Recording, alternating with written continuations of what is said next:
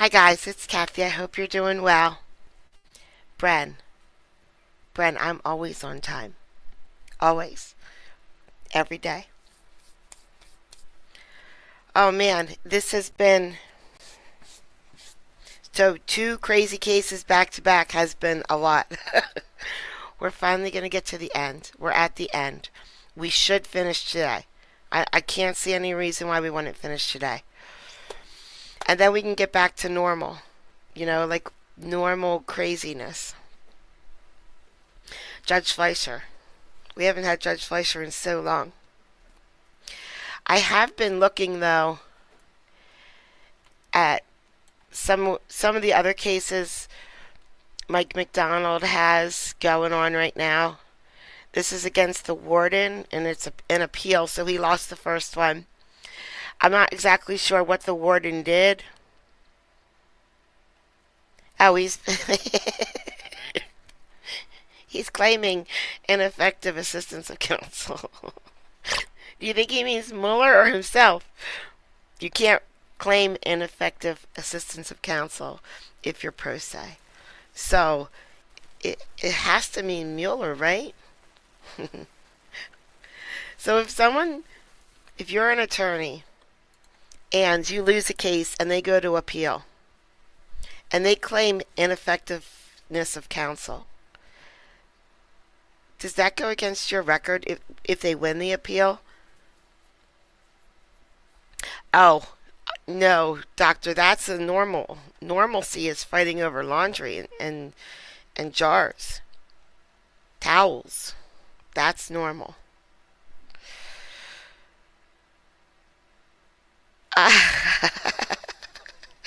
It does. That leaves me conflicted too. I mean, Mueller wouldn't be there, but anyway, here we go. Your order broadcast where these people came into court, violated your order, broadcast my opening statements. We're not going to go there because that's irrelevant to what's happening.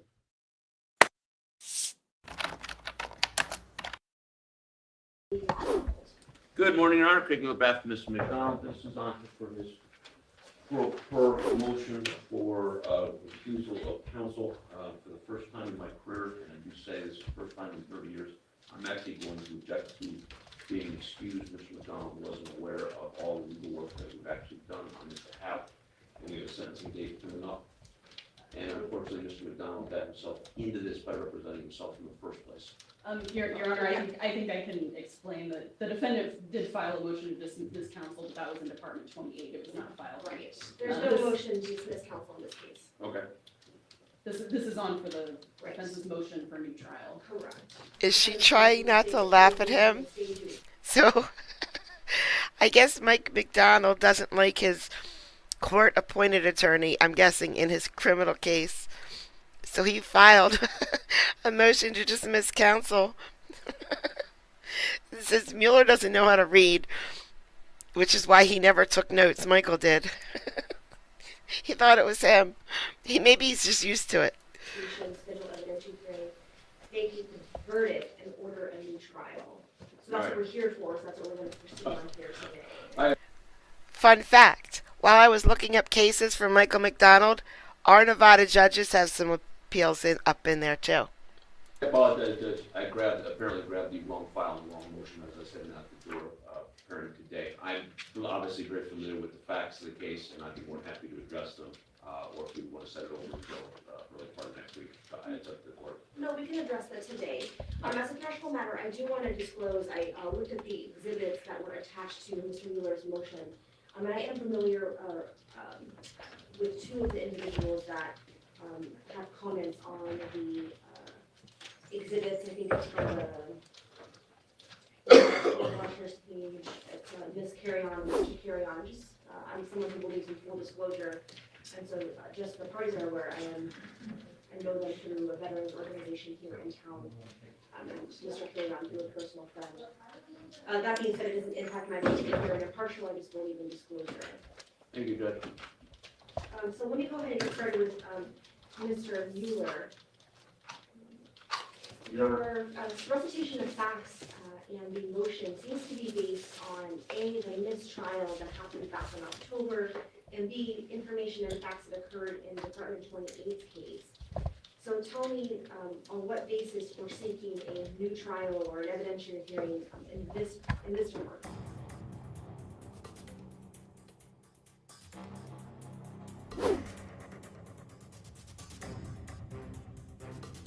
Loki.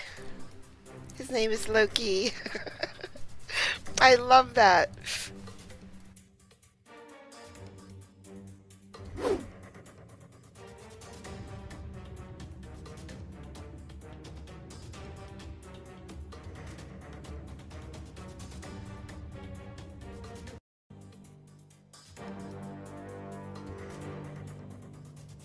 Thank you, Your Honor.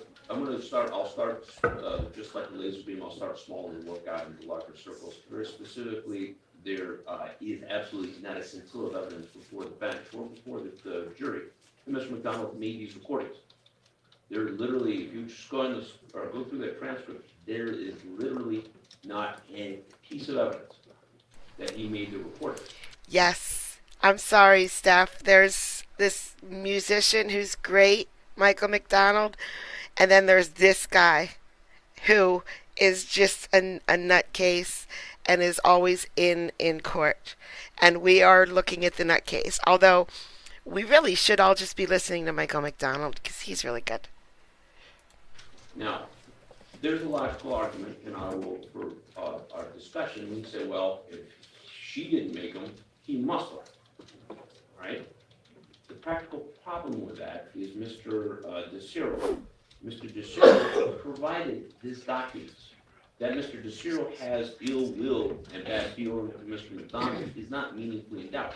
There was an article in the RJ just a couple of days ago cataloging Mr. DeCiro and Mr. Willick's behavior towards Mr. Sampson and Mr. McDonald. There's an old-fashioned feud going on, and that Mr. McDonald is a victim of manipulation is not meaningfully in doubt. Okay, but so. If I could, I'm tying it together, I know where you're going. Okay. Respectfully. So I say, okay, DeCiro, you are a man who knows radio. You are clearly filled with malice. You clearly went and inserted yourself in somebody else's life and in somebody else's divorce. Where are the original recordings? Where is the best evidence rule? Where are these? I don't have it. Where is the data, the metadata on the front of the tape to show what has been and what has not been edited? We don't have that. Now, this is in the era of digital editing. I can make anybody say anything with enough of their voice. I can make you confess to the Lindbergh killing. All right, all I need is enough of your voice, and I can splice it and put it together. Then I take them, wash it through, I take the metadata, and I now have an audio tape of your confession. I know, Mr. Mueller, but this were the arguments that you made before the jury, and Mr. DeCiro was rigorously cross-examined to the degree that I had to excuse the jury because it rose to a level of witness. Frankly, you were yelling, and so was he, to his credit and self-defense, because you were yelling at him. Ask your client. The jury heard that, listened to that, and listened to these arguments and rejected them. So again, what is the basis for Number one, there's no scintilla of evidence. There's circumstantial evidence.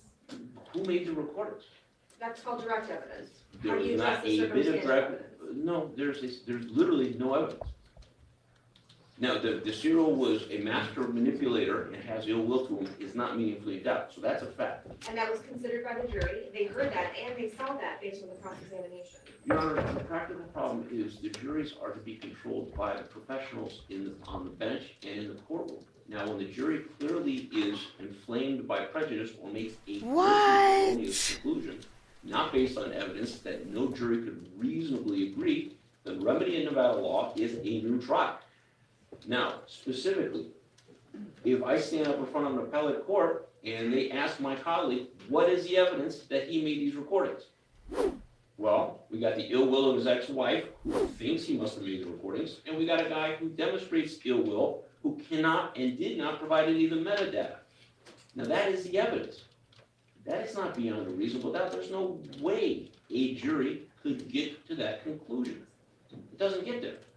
Now, they found, and you recall, they found that there was only 2 recordings. So the jury found that there had been shenanigans, that these weren't in fact 5 separate recordings. That's not what the jury found. The jury found that there weren't 5 separate recordings. The special verdict finding form said they needed to make a special finding that they were separate recordings, and they didn't make that in each instance, which means they were some of the same recordings, perhaps continued, is the way that I interpreted that. That's quite different than shenanigans. Well, specifically, the state started their case with the assertion that there had been 5 separate recordings, And the jury rejected that. and the jury rejected that. So that means what came to the state was clearly not completely believed by the jury. That's what I call shenanigans. Now, maybe I'll pick a different word, but that's word choice, not necessarily substantively incorrect. Now, Mr. McDonald is the victim of politics on a degree that I've never seen before. It was orchestrated by these Nevada court watchers, and the first jury trial where these people came into court, violated your order, broadcast my opening statements. We're not gonna go there because that's irrelevant to what's happening in But- the January case, and I'm not going to consider that, so I'm gonna ask you to move on from that. Nonetheless, Mr. Teixeira got to hear the legal theories and the defenses laid out, and because he's filled with ill will towards Mr. McDonald, was able to come up with timely answers to those questions. Did you cross-examine him about that, Yes, I did, extensively. about opening statements? I don't specifically recall, Judge. I've done a couple of trials since then, so I apologize. I don't recall you doing that either, but you certainly had the opportunity to.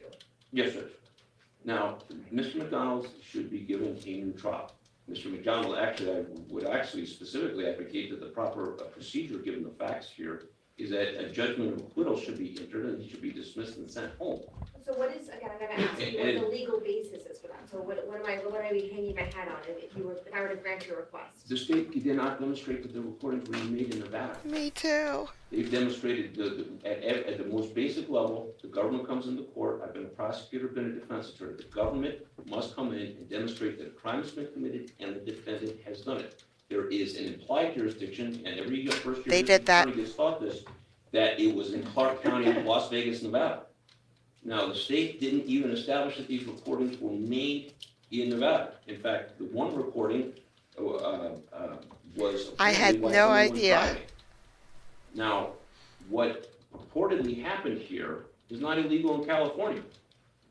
Now, the fact of the matter is she said, and I don't want to misquote this, but she said that they've been traveling, he'd been in and out of town. And the other thing is selective prosecution. I've been down in family court a few times. Everyone reports their spouse in family court. He was singled out of thousands of cases, specifically because he was associated with Mr. Sampson and Mr. Will, the other group over there manipulated things to their own advantage. Now, you're a gatekeeper of the evidence. Where are the transcripts? Why aren't there original audio recordings that I could have taken to an audio expert? Every audio expert I called in preparing for trial says, I can't tell you anything. These things have been edited. Okay. So we're a couple different issues. One, where you've gone far afield and the jury has fully considered your argument that the evidence was manipulated or tampered with. So that's been addressed. Two, for the first time here in open court, you're addressing the jurisdictional issue that was not part of the moving papers. And so I'm gonna turn to the state now and ask for a response to the arguments that have been placed. Okay, thank you, Your Honor. And you are correct, defense counsel seems to have changed the legal basis for a new trial based from what was filed on January 21st. First of all, there's no legal basis been presented for granting this motion for a new trial. And the motion that was filed said nothing about the insufficiency of the evidence. So in my opposition, I wasn't even able to brief that or address that. I certainly would have addressed that directly. But regardless, that is an extreme request to No, Marty. claim that the evidence produced at trial was legally insufficient and then ask for an acquittal. And there's a very specific statute that governs that, and it's an extremely high standard, and that's an extreme. JK, thank you so much. It essentially nullifies the jury's verdict, and that was not requested in this motion. Regarding selective prosecution, that was not raised either. Defense counsel did raise it numerous times in defendant's other case, and that was rejected multiple times by the court. And I see nothing in the motion that establishes a legal necessity for a new trial or acquittal or anything on that basis. There's not one legal citation in the motion. Most of it deals with, as you said, occurrences in the other trial, as well as the fact that there was a mistrial was there earlier. There's just no legal basis been presented for granting a new trial. I'm not even clear what his legal basis is for requesting a new trial. There's no statute in it. There's no statute that's been cited in his motion. NRS 176.515 governs that, but under multiple bases, it's not very clear. And insufficient evidence is not one of the basis for granting a new trial under that statute. So with that, I'll submit unless there's something specific. Not at this time. All right, Mr. Mueller, unless you respond. Your Honor, and I have perhaps a noticeably different perspective on things, unfortunately, that might be available to you. And respectfully, I've been doing jury trials on this bench, before this bench, for going on 30 years. I have Kurt. been involved on a variety of judges and a variety of different courtroom experiences that I clearly give me a different context. This is the first time in my career Fozzie, thank you. Thank you. Recording his wife in a divorce case.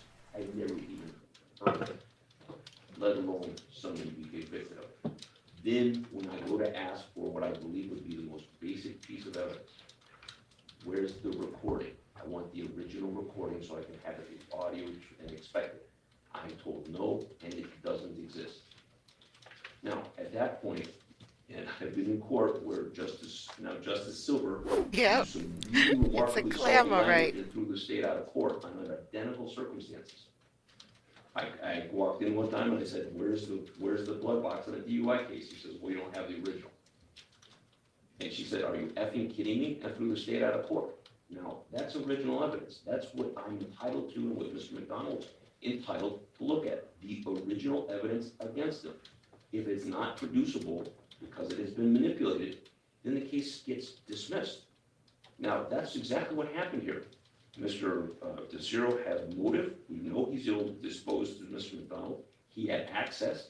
He has the technical skills. And when I asked for what I believe the smoking gun, it doesn't exist. Now, I believe that Mr. McDonald's entitled to a new trial. He's entitled to confront the original evidence, or the case should be dismissed. Maria, thank you so much. Thank you. The distinguishing fact between the case, well, I of course don't have a citation in front of me, taking your representations is true, is that evidence related to a DUI or any blood evidence would be in the state's care, custody, and control, as opposed to the recordings in this case that were not in the state's care, custody, and control. And so those are not similar situations, they're distinguishable. Subsection, I'm going to focus specifically on the law. Subsection 2 of NRS 175.381 states in part that a court may, on the motion of the defendant or on the Thank you so much, guys. I appreciate it. returns a verdict of guilty or guilty but mentally ill, set aside a verdict, or enter a judgment of acquittal if the evidence is insufficient to sustain a conviction. I need to look at whether or not in the evidence, given the light most favorable to the prosecution, any rational trier of fact could found the essential elements of the crime beyond reasonable doubt. In this particular case, the jury was presented with multiple recordings that were telephone calls, or at least pursuant to the testimony of Candace Ruiz, telephone calls between herself and the defendant. The jury also considered the testimony of Mr. DeZero as to how he received that evidence. And per his testimony, he was invited in to receive that evidence. So he was invited into those divorce proceedings by the defendant himself. And the jury, based on its verdict, carefully considered the evidence in rendering its verdict. It did not find that there were 5 separate recordings. Based on the special findings, it appears they believe there were at least 2 separate recordings. I don't know whether it's unclear they agreed or disagreed on the other ones, but they certainly found there were 2 separate recordings. And they did find them to be wired intercepts in violation of the law. I think the other part that is lacking Your argument, Mr. Mueller, is perhaps you just forgot, I know it's been a while, but Ms. Ruiz also testified to circumstances demonstrating that those phone calls were made in Nevada, and I don't recall which count it was. He's related guilty. to, so if I'm not guilty, I will, I'm not gonna use my hat on this. Playing with their hair. Example, but I will give this example. Guilty. There was a doctor's appointment, they received a call, one of the recordings was around that time period. The defendant attempted to take the children to the doctor's appointment and had been canceled. And so if the defendant was out of town, he would have been physically unable to go to that doctor's appointment. I don't recall what count that was in relation to, but I do recall that being some of the testimony. And there was other testimony that the jury considered in terms of whether or not the defendant was in Nevada at the time the recordings were made.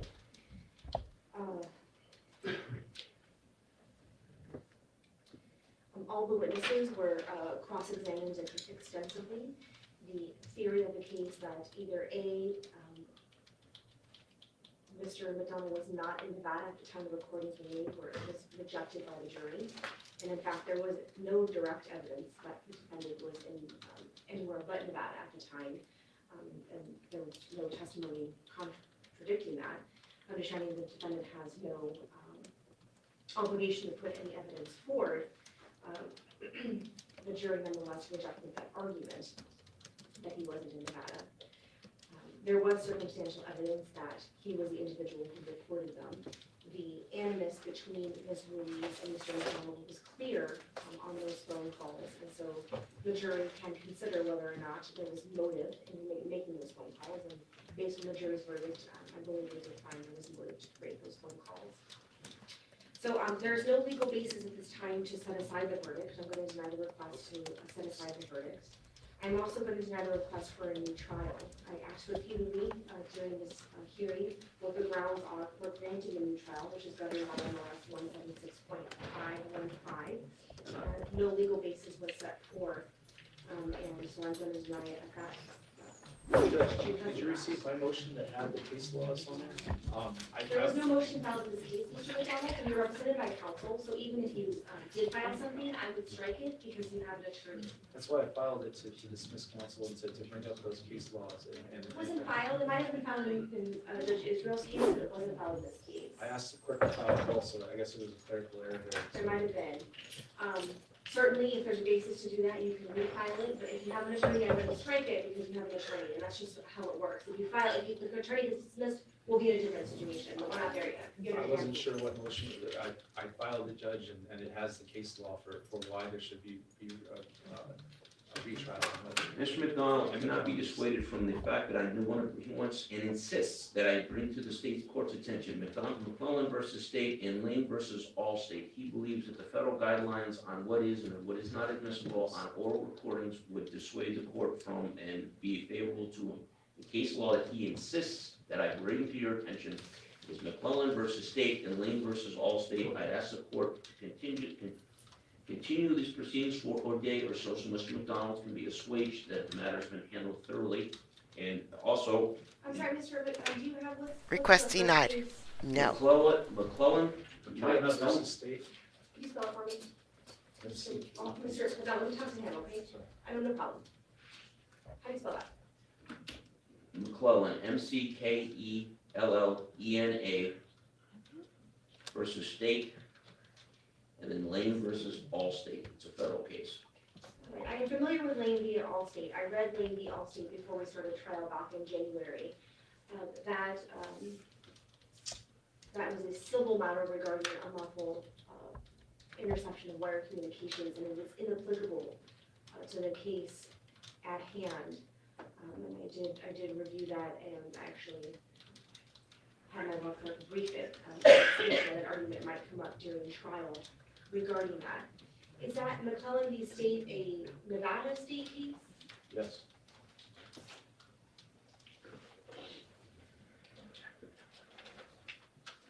Oh, please say original.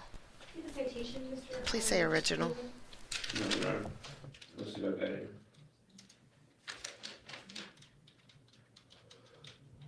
My papers are due. I'm sorry? Mike, I you believe it say, was 2008 I don't know the exact PV number, but I gave it, I provided that to Patrick for Hi, Budgie. and stuff to address that and Lane versus Allstate. Oh, I have it here, I got it. I remember I read this one too. This was a 2008 case involving a telephone conversation between a defendant and a minor victim that was intercepted by California law. California law enforcement was deemed admissible. I remember this case. So this case involved whether or not it could be deemed unlawful in Nevada, but it was intercepted pursuant to California law. And therefore, the court found that California law enforcement did not act as an agent of Nevada law enforcement or would he intend to use the conversation in Nevada, and therefore that recording was lawful pursuant to California law. So that is distinguishable from the facts in this case, and that would not persuade me to change my decision applying to the Allstate case or the I did, Randy. I did. I loved Your it. Honor, I appreciate the court's consideration, and in just the last word, and I will be quiet. The assertion that a new trial is appropriate is that Mr. McDonald did not have a right to confront, cross-examine the original transcripts of audio recordings against them. All right, and that was addressed in pretrial motions regarding the motion for best evidence rule, et cetera, and that was addressed. So I stand by my decision. The defendant's motion to stay adjudication was set aside. No, I think because they're in blue. Okay. Normally when we see orange, we think of Gen Pop. And the people in the dark blue, we think, they're on suicide watch or they're segregated somehow. In Nevada, I think in this court right now, what I'm looking at, it's reversed. I think the blue is Gen Pop. And Michael, who is handcuffed to the waist, and they are not, because you can see them playing with their hair. He's segregated. He's an issue. So, that's what I think. That's why I think he's in orange today. The verdict and order of the trial was denied. So for the record, I am denying the request to schedule an evidentiary hearing. Defendant's motion to continue sentencing is denied at this time. There's no basis to continue sentencing. What's the current schedule for Judge? March 4th. I'm supposed to be out of town for the balance of the week. I guess if you really want to go forward on March 4th, I can do it. Well, if you need a continuance, you could put something in writing, but. I'll give you 3 days when I get back. I've got a lot of material I want to present to the court, so that in a sentencing memorandum needs to be drafted. I was envisioning getting it a jam for time, getting it done, which is why I asked for a reschedule of the sentencing. That was set forth in the moving papers. Is that, how much time do you need? Just a couple days. I've got an associate who basically works all day writing motions for me. We can do March 9th or March 11th. About March 9th, Judge. Ms. Mishler, does that work for you? Yes, Your Honor. So we'll reset sentencing for March 9th at 8:30 in the morning. Thank you. All right, thank you all. Your Honor, do you want the state to prepare the order? If you could, yes, if you send it electronically, I'll take a look at that. Thank you. Thank you, Your Honor. Mr. Mueller also has PG.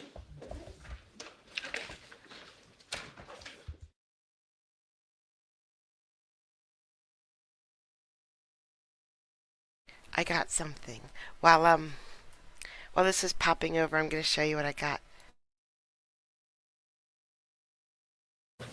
And I have to say, it's a troubling day when I see that your client is better behaved than you are.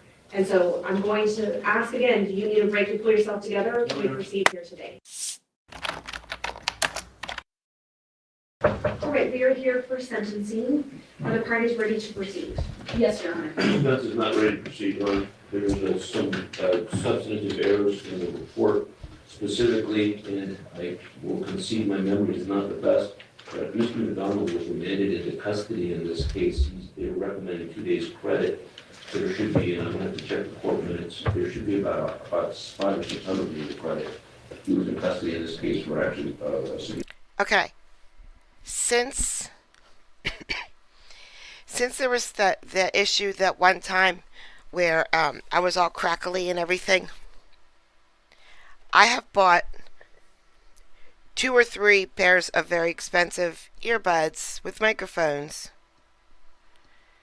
to try to work with my computer so that I can get rid of this headset, right? None of them have worked. None of them were okay. None of them. Now, I have faith in this one. I'm going to show you what I got. I just got to open it. So, I don't know what that noise was. I don't think I'm touching anything. Anyway, every Wednesday we have bingo at Big Dog. And this was one of the prizes that the other server brought in. So me and the other server pay for the bingo prizes out of our tips because they were going to cancel Wednesdays. They were just going to close Wednesdays because we didn't get enough customers, and that was our shift.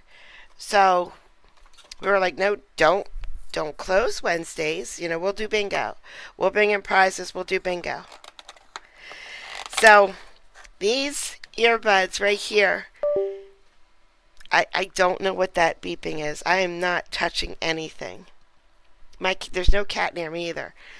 These are one piece, and I love One Piece. Luffy makes me so happy.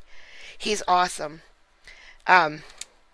These earbuds were probably maybe $5. All the expensive earbuds did not work.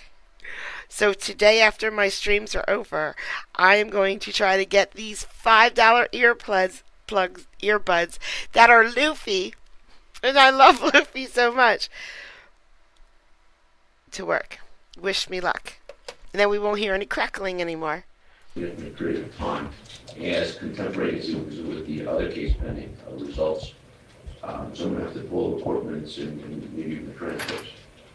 And if Mr. Mueller's done, were there other errors? Well, the answer is this is 10 felony convictions. In other words, one case, companion case. He doesn't have 10 felony convictions for. Strictly speaking, yes, but it makes it look like he's a 10-time felon. He's got one other case that he wanted to take to trial in the district, the Nevada Supreme Court hasn't ruled on yet. So he's not a 10-time felon. Well, that wouldn't be my consideration. I recognize that there is one case with multiple felony convictions in that. So that wouldn't be a substantive error or a mistake in the PSI, and that wouldn't change even if we got a continuance. So that will be, I understand the underlying nature of the case you were convicted of, the number of counts, but that doesn't mean you have 10 separate felony cases. It's one case, multiple felony convictions, all right?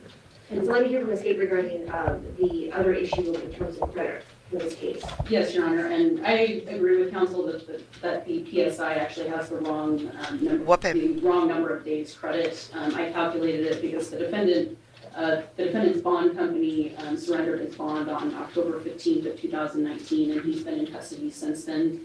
And so he has 146 days credit from that, and that should be added to the 2 days listed. So he should have a total of 148. He was in custody on other cases while he was not in custody on this case, and that was repeatedly stated on the record that he was not in custody on this case. So my calculation is that he has 148 days credit time served total. Right. And rejoinder, thanks to my colleague, I agree, there was more credit, but there's additional credit due.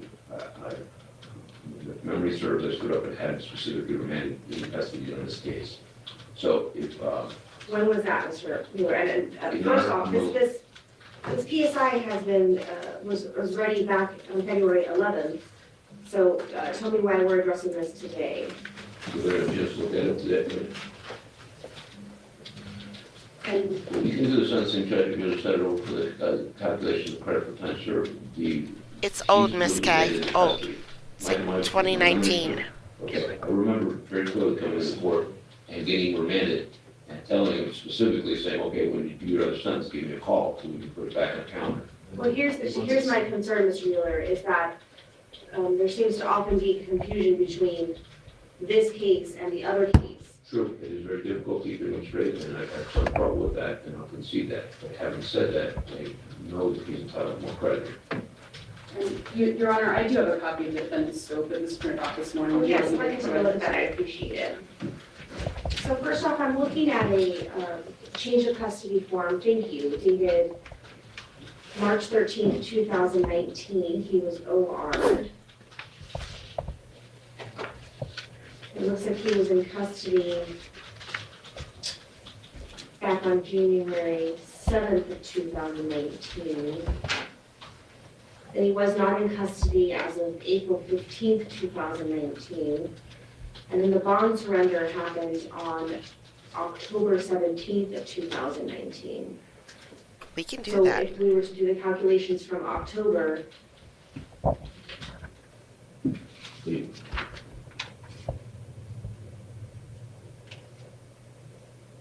in custody from January to March, that's another 60-something days. no, he was not in, I have, well, he was in custody as of January 7th, and then at least what was filed in Odyssey, he was released with overcognizance. As of what day? March 13th. So January 7th to March 15th. That's why I said, Judge, I really take docket time, or I could just set over day to the full day. Why don't we actually pass this to the end of calendar so we can spend some time going through that, that way we can clarify make sure we're doing the calculations correctly, all right? Thank you. Go ahead and have a seat.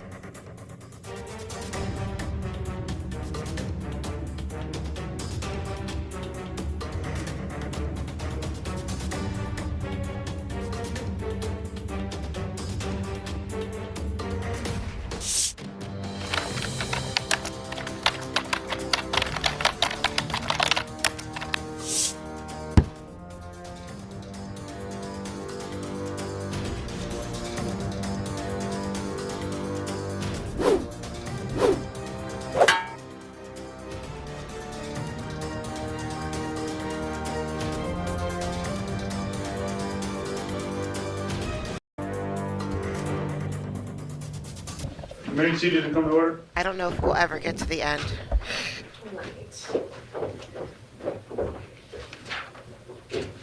Let's go ahead and recall C-18-333-684-1, State Nevada versus Michael D. McDonald. Is that real? Good morning again, Mr. McDonald.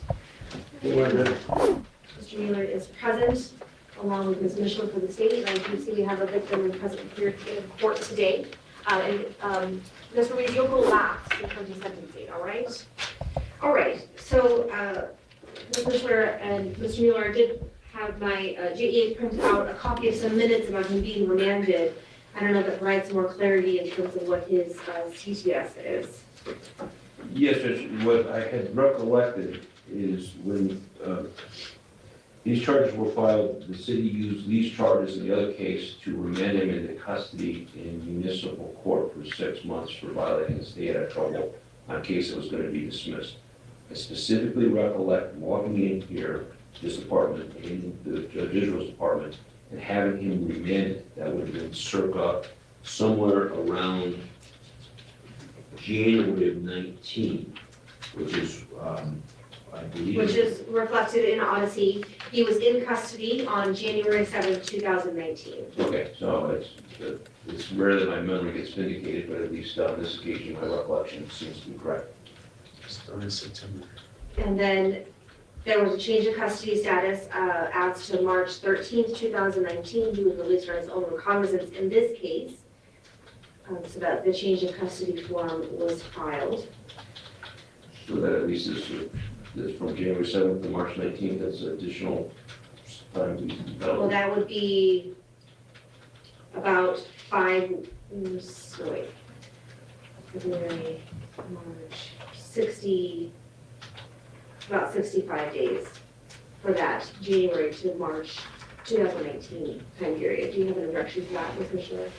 And the only thing is, Your Honor, I go by scope. That tends to be the most accurate Oh, yeah, document in terms of when defendants are remanded, and I don't, and you have my only copy, I don't recall seeing a remand date for January of 2019. That was how I calculated his credit, but it's, So I see a remand in case C119281-A, that would have been a municipal court case. right? And of course, And that's- yeah. That looks like that's from September 25th of 2018, so he wouldn't have been remanded in this case.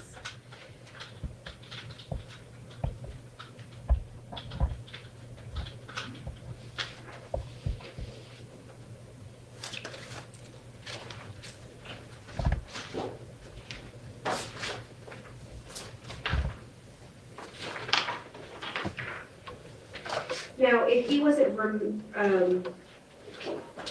se remanded, if there was a bond surrender, would that still reflect on scope as a bond surrender? Yes, I believe that's actually on there. That's where I found the October 15th date for, because I think the court shows it was October 17th, but I believe scope shows that it's October 15th is where I calculated. And that might be true because by the time it gets it, obviously, it's a couple days later. Exactly.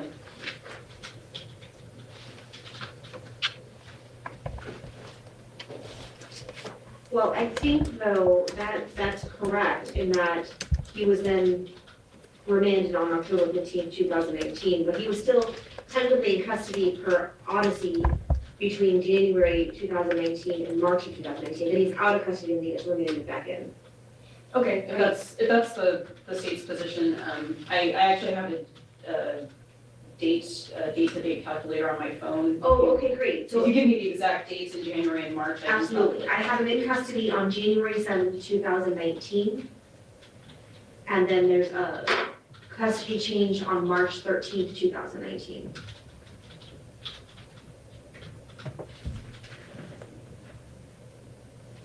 The March 13th. Yes.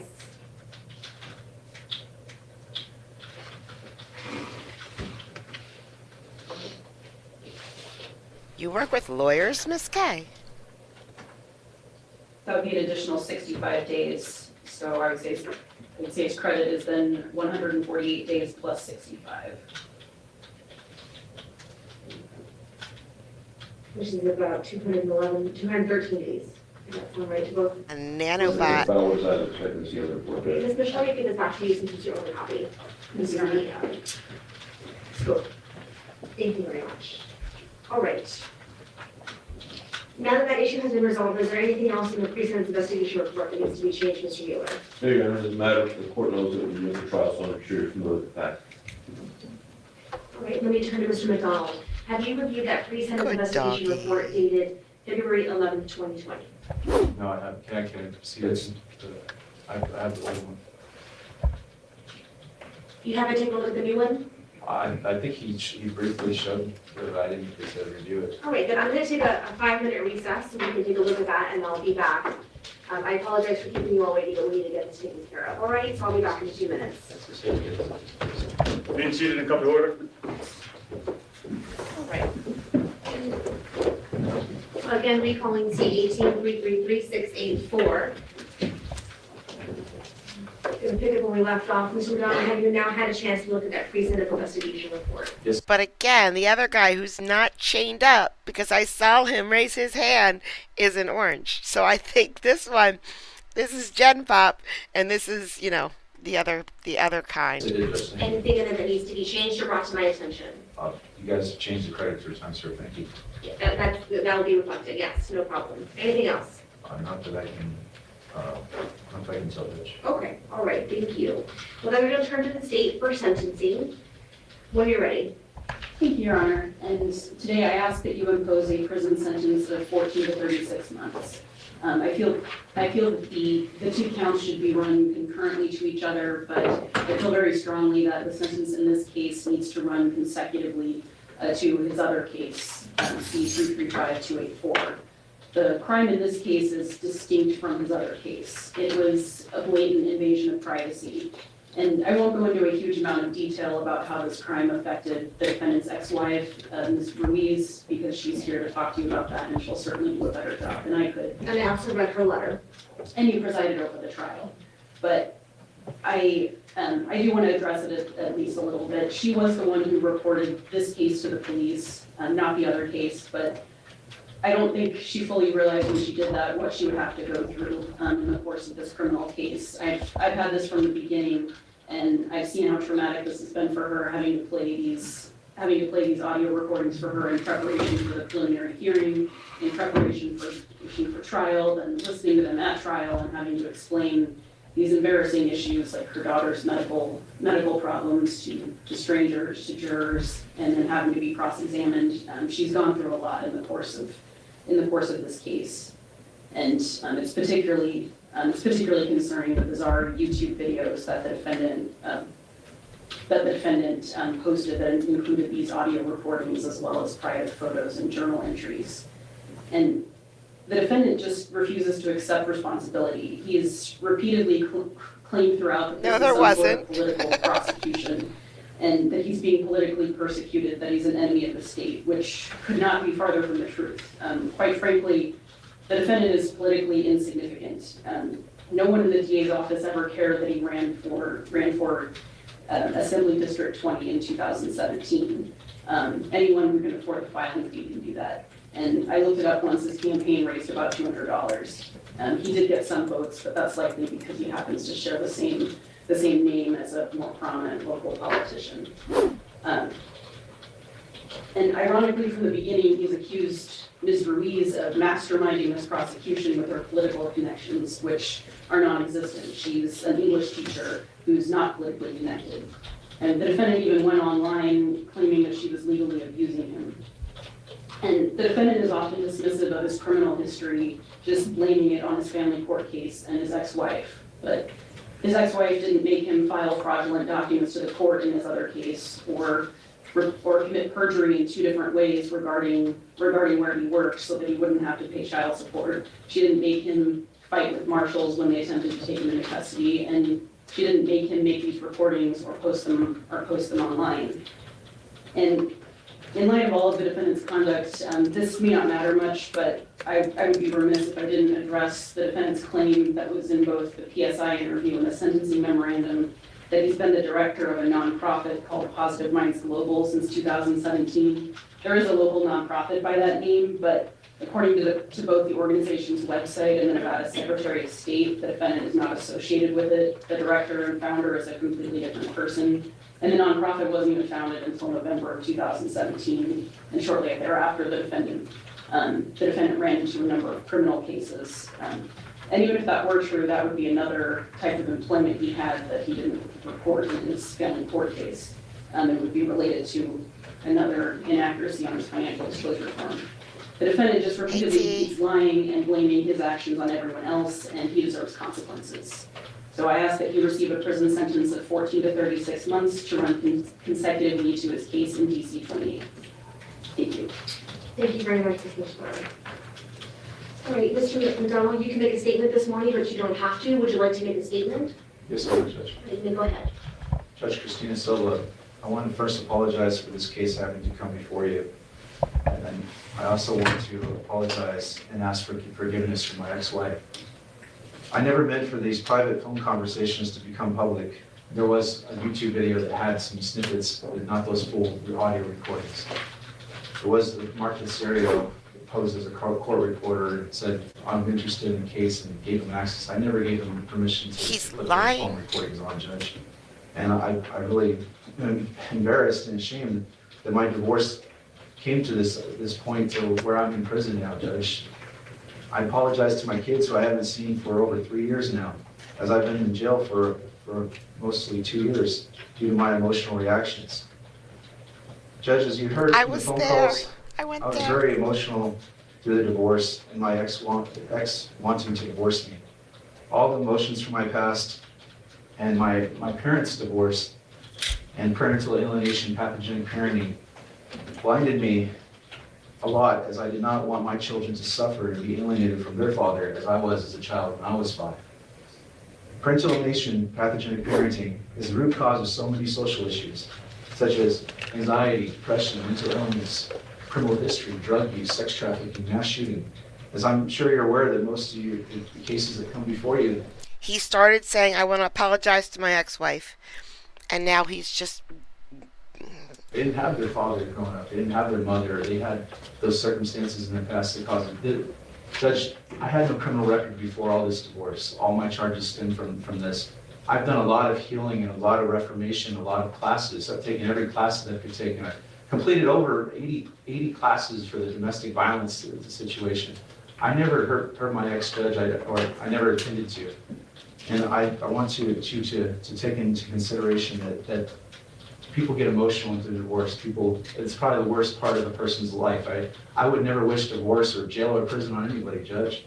And I want you to please consider that I made a mistake. I will not commit any more crimes whatsoever. I have a new profound understanding of the profound respect for the criminal justice system, and I had no understanding of that before. I wasn't in trouble before. I didn't understand what all these orders and everything that I just wanted to be in my children's life, Judge. I ask that I want you to know that I've healed a lot through those years, and that I also realized through counseling, which I've gone on my own. I've taken counseling. I've gone through multiple counselors and NFTs and different people to address the issues that I have from the adjustment disorder. And I want you to know that I was very codependent on the relationship, as I understood that from the correlations from my past from the divorce, and me and my ex were both children of divorce as well. Judge, I also want you to know that I'm facing 3 years in prison already, Judge. I've done over 2 years. I've lost almost everything. I just want to move on forward with my life. I'll stay far away from my ex and do whatever the court orders me to do and pursue that in family court when I get stabilized and able to go back to work and get my life back in order. I had good positions, Judge. I used to work for the city. I had no criminal record. I know a lot of people out here. As to Positive Minds Global, yes, I am a director. I've helped with that. I was helping establish that. I did the business plan. I've been helping to do fundraising. I wasn't getting paid for the position, but I was helping to establish that and help with the courtyard and also keep families together. I also volunteered over at the UNLV to have custody and divorce classes there and trying to prevent this, to help people do mediation and prevent the same thing so that they don't have to go through and suffer what I've been through, Judge. he's the victim. Let him go. He's done. And I just want to ask for your grace and mercy and consideration that this will never happen again. I learned my lesson. I can't believe how emotional and dumb I was. I know the pitfalls that I fell into. And now I understand that a lot of that stemmed from my past. And I've gone through all kinds of different things, magnetics, and different things to help and learn to help people as well, Judge. And I'll no longer suffer emotionally, and I've been able to stable. I've read so many self-help books. I've probably read 1,000 books since I've been in. So I just ask for your grace and mercy, and please to give me probation and give me that chance. I've not been given any probation or any chance throughout these whole court cases. I've been maxed out. And I ask to show this court that I can follow any orders and all the other orders too. I know now. And I never thought I'd end up in prison, Judge, or suffer this amount of time. So please, Judge, take that in consideration, and please give me the leniency, and I ask for your mercy. And again, I apologize for all this and for the emotional turmoil I've caused my ex and everybody else in this system. Thank you. Thank you very much. Mr. Mueller. Your Honor, I wish I had kept a log about how many jury trials I've done. Today's the end. With the exception of 2 court-martials I did at the Air Force Base, I was always very proud that every time we finished a trial, I was pretty well convinced, win, lose, or draw, the truth had come out. And that's one of the high points of practice in criminal law. This case is very concerning to me because I'm not convinced the truth has come out. This is the first time I've walked away from a jury trial like this in state court. I don't understand at least 7 or 8 key points. I don't understand if 50 or 100,000 divorce cases get filed down there every year, why this particular one was singled out. I've had 3 or 4 senior family court lawyers come up and laugh said everyone in the court's everyone down that. That this is, that they don't understand how this case even made it here. Number three, why or how come a family court judge confronted with a violation of a court order doesn't enforce the court's old order? If I did something inappropriate in front of you, you've got contempt powers over me, and just as you would with my colleague. Number four, I'm very uncomfortable that we have a legal system so complex that a pro per person walked into it and ended up in prison. I want that to sink in for a moment. Doesn't have money for a lawyer, he's gotta go get divorced, and ends up in prison. Well, Mr. Mueller, that's really simplifying other things that intervening acts to include acts of domestic violence and other things. My So colleagues let's be sought, mindful of that argument. my colleagues sought on behalf of the state of Nevada to intervene in a divorce case. I actually had to go down and defend that in front of Judge Henderson.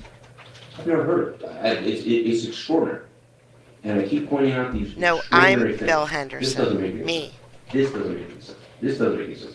And here we are standing on whether he's gonna go to prison for reporting his wife or for Mark DeCiro downloading a clip from his page. I don't understand it. So respectfully, Judge, he's got some emotional issues. He readily concedes that. He's got no history of violence until his divorce hit him hard.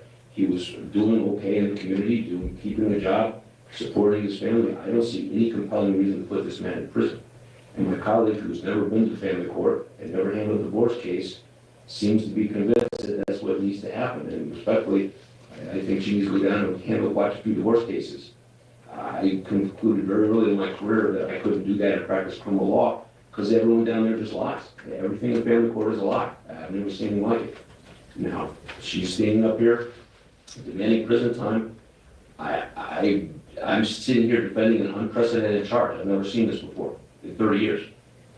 Or for that matter, even talk to anybody who's seen this. So I respectfully ask the court to give him probation. I think he'd be a great probationer. Order him to continue in his counseling, and I submit it, Judge. Thank you very much. Ms. Louise, when you're ready, come on up on the swearing you in, and then we can finish meeting today.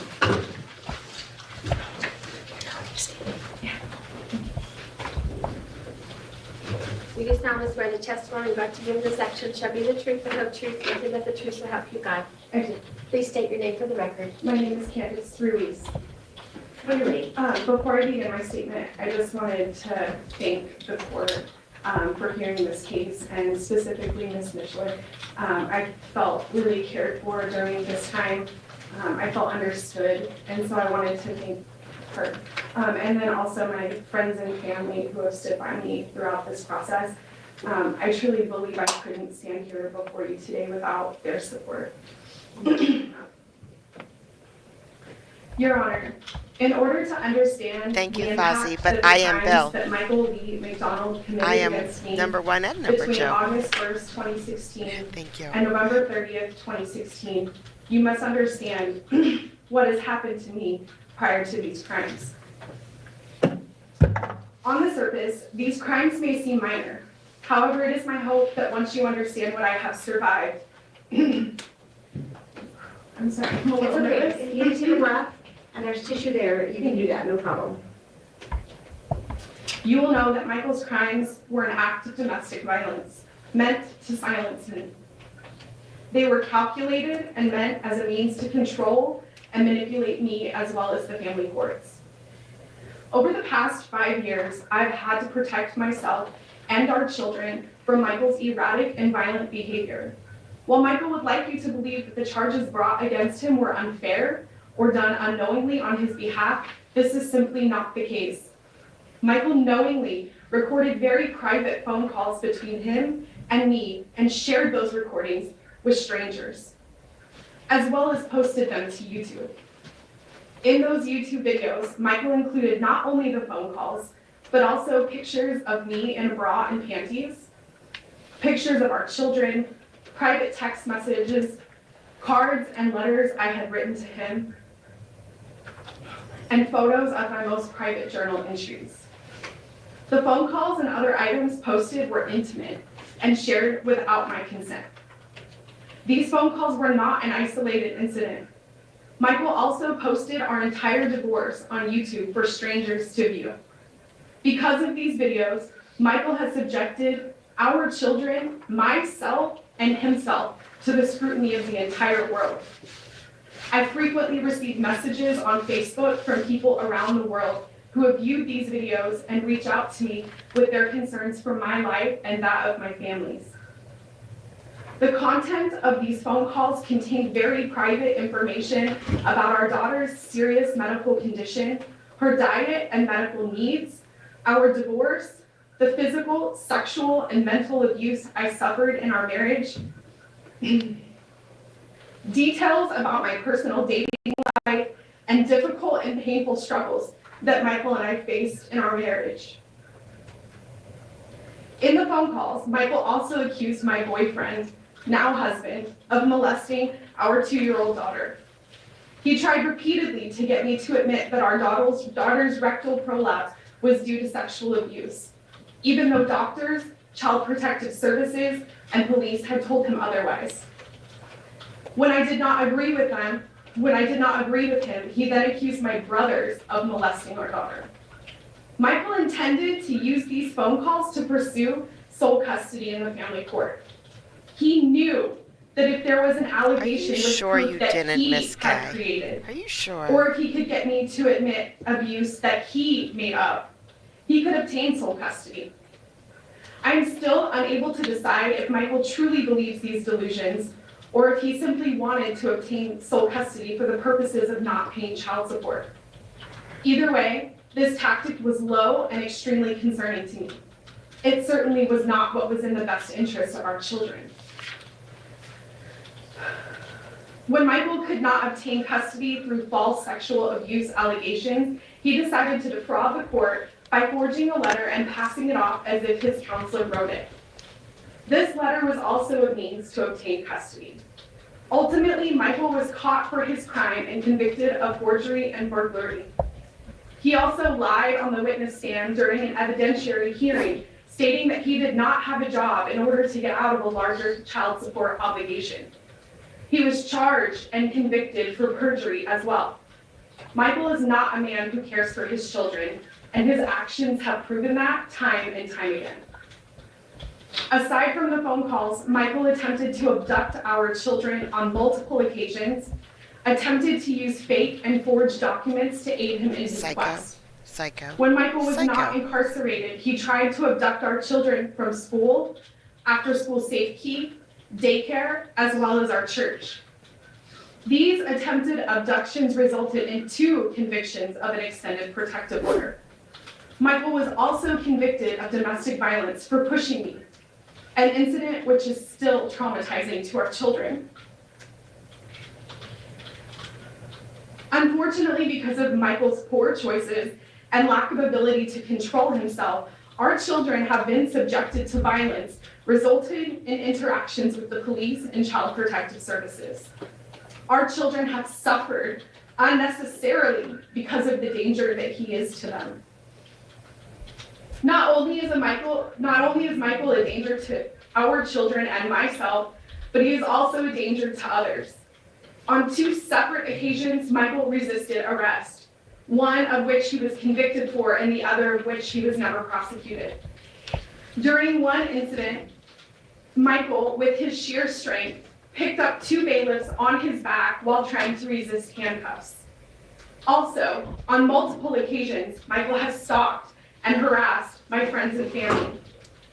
His relentless nature is exhausting, stressful, and terrifying. Many of my friends and family are fearful that Michael will harm them personally because they care for me. I continually have to plan for protective measures for myself and our children while Michael is out of custody due to his inability to stay away from us. He is obsessive and he views our children and me as his possessions, stating that he has God-given rights to us.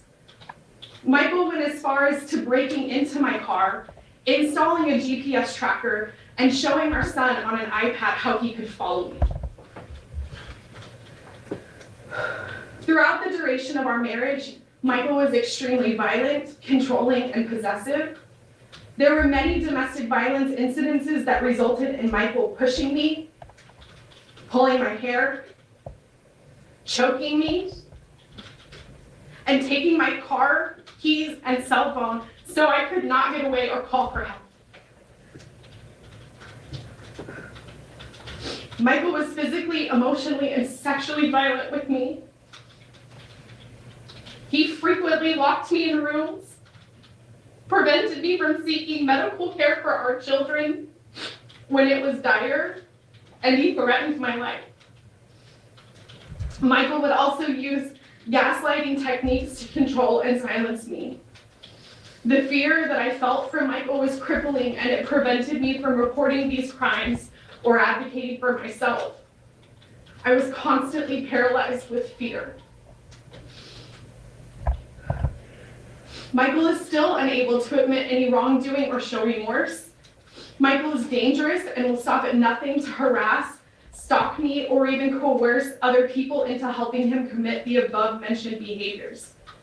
These people include his family members and friends that he met while incarcerated. In fact, Michael's family enrolled Michael's younger brother on a zone variance at the high school that I teach at. Michael has a history of mental illness in his family, including bipolar and schizophrenia. Michael was diagnosed in his early 20s with bipolar mania disorder, and over the years has refused to address the severe mental health issue or medicate, despite repeated negative consequences. Mental health treatment has been offered to him on several occasions. Michael was ordered on multiple occasions by the family courts to get mental health treatment. He was offered mental health court in this case as well as the other, but Michael has refused to take the help that he desperately needs. I have come to understand that Michael does not want help. He does not think he needs it. He believes that he is above the law and that the rules do not apply to him. Since my separation from Michael, our children and I have attended long-term counseling to cope with the stress and anxiety that has been inflicted upon us. While we have learned to cope, we still have nightmares, hypervigilance, and anxiety. We suffer when Michael is out of jail. Finding my voice and learning to advocate for myself and my children has cost me in many ways. It has consumed my time and energy. I have missed so many days away from my career that I love to attend court dates or advocate for myself and our children. I do not receive child support, money I'm happy to live without for the safety and security of myself and my family. Although I have spent money on lawyers' fees, therapy, childcare, home security, and protection for myself, I ask nothing monetarily.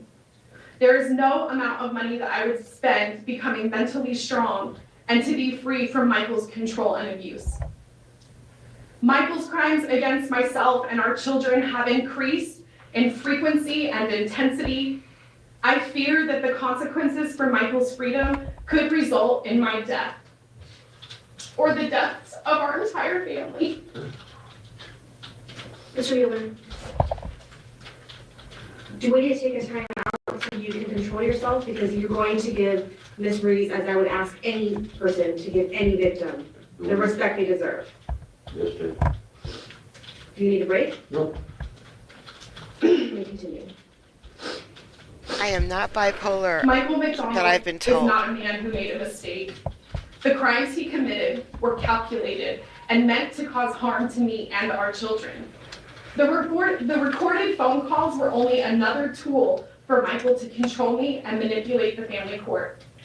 There have been many crimes that Michael committed that were either overlooked, required more evidence, or went unreported for the fear of the loss of my life or the lives of those that I love. Today I stand before you, whole, healed, and free. Quite a bit, Kelly. I have finally found my voice, and I ask that you hear my plea. I implore you to give the heaviest sentence. It is truly the only way that our children, the community, and I will be safe.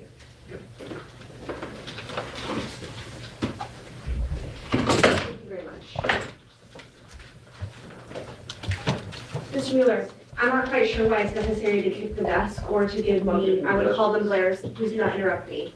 I'm troubled by your behavior today. I expect professionalism of everyone who comes into my courtroom. And I have to say, it's a troubling day when I see that your client is better behaved than you are. And so I'm going to ask again, do you need a break to pull yourself together, or can we proceed here today? I'm ready to proceed, and I wasn't kicking the desk. My table chair was caught in the middle on the floor. And for the record, while Mr. Mueller has engaged in unprofessional behavior, that will not impact my sentencing determination here today. You've always been professional in front of me, and I appreciate that. Thank you.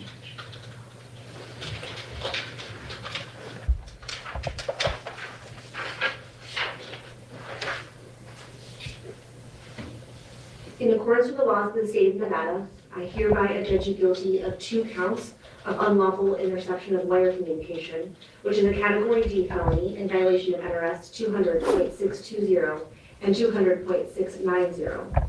That carries a potential 1 to 4 year term in the Nevada Department of Corrections and up to a $5,000 fine or both, and that's as to both counts.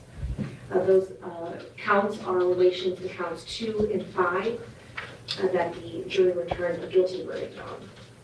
I'm going to order that you pay a $25 administrative assessment fee, that's standard in every criminal case, and a $3 DNA assessment fee.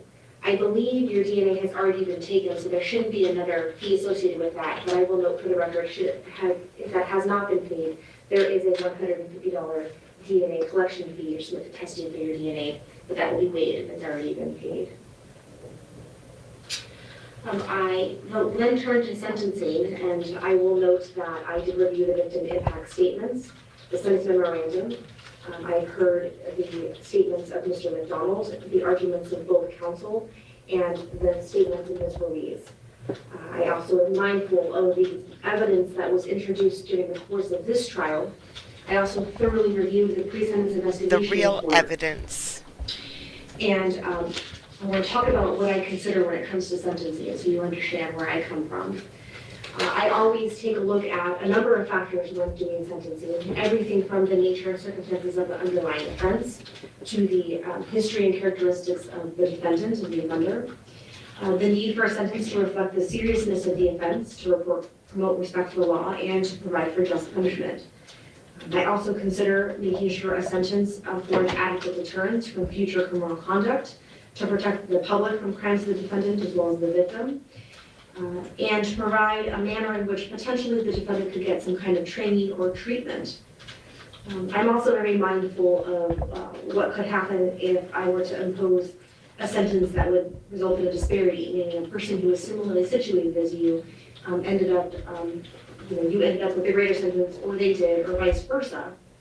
But in taking that into consideration, I have to evaluate the fact that not every case looks the same, and not every case is carbon copy. And while,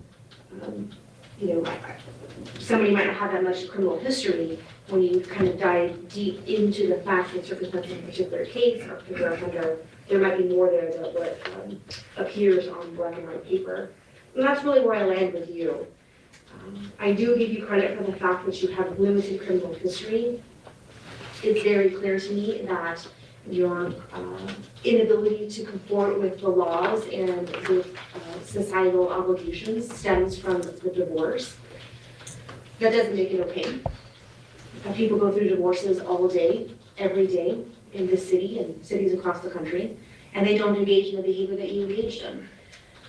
I think that a lot of your behavior and your actions were driven by your mental health issues that you denied that you had, or at least failed to. Or he's just a admit that you criminal. had, or perhaps you knew that you had them, but you refused to treat them. I don't know what the combination of, or maybe it's a combination of all of that. As you stand before me today, I do believe that you are starting to acknowledge that you do have mental health issues. I do believe that you have stepped down from your prior position of denying all wrongdoing.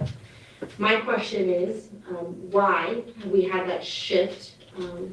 And perhaps it's because Seriously, we're about to hear what she does. But before we do that, what should he get? So, Lori's like, I'm concerned she isn't going to be tough enough. I don't know. What should he get for this? I think I'm trying really hard to remember what Karen asked for way at the beginning. She asked for a specific, I don't know, like 19 months to 24 months or something like that. I think 24 months. But what do you guys think? Yeah, but Max, what is Max? I don't think you can get 40 years for what he did. A very terse talking too. So like life in prison without any possibility of parole.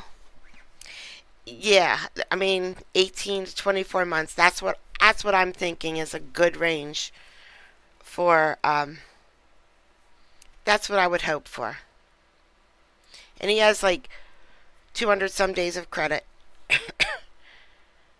But how much is that? How much do you think he should get?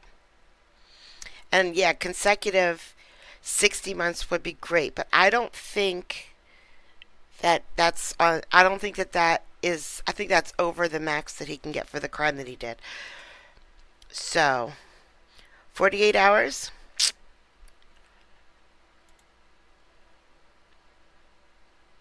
He shouldn't do any more jail time for this. Tree Fitty. Fletcher wins. Because you have become a little bit more stabilized in custody, or perhaps it's because you realize that the jig is up, you've been convicted, not only in this case but in another case.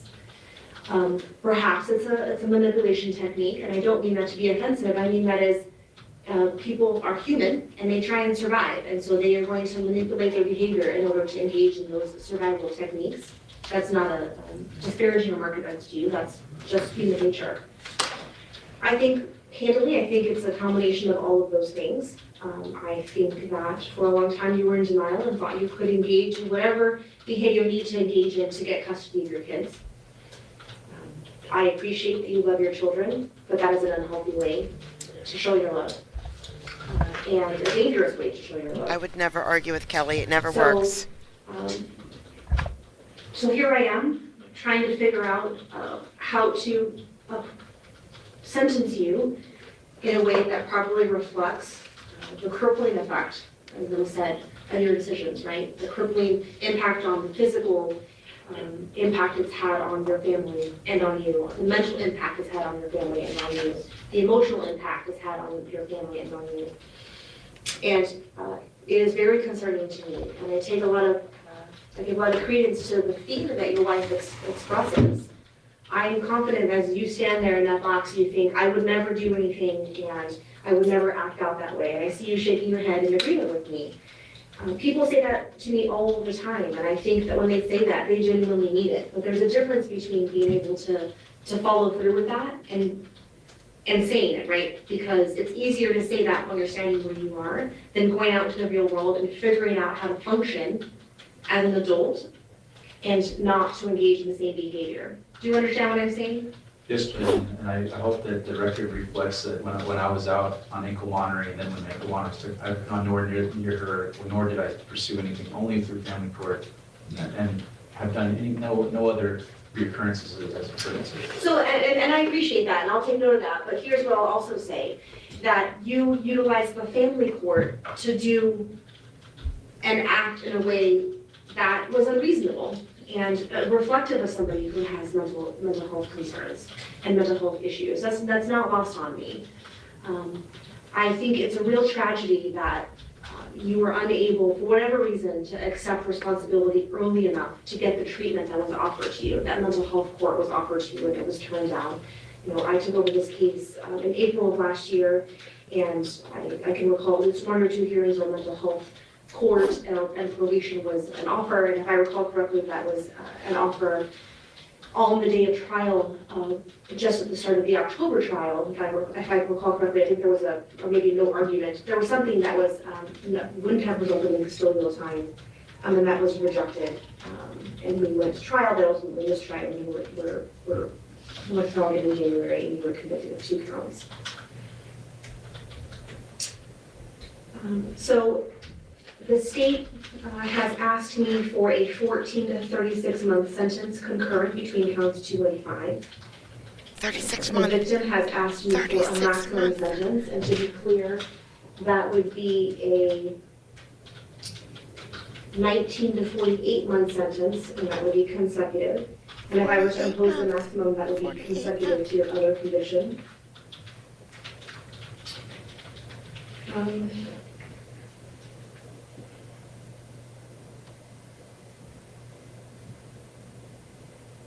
And what I see that you have received, and Ms. Mishler, correct me if I'm wrong, in Judge Israel's case, he was sentenced to an aggregate sentence of 24 to 68 months in the Department of Corrections. Is that correct? Yes, that's correct. All right, with 215 days of credit for time served. Yes. All right. Oh, he used his credit on the other case. So he does not have any credit going into this.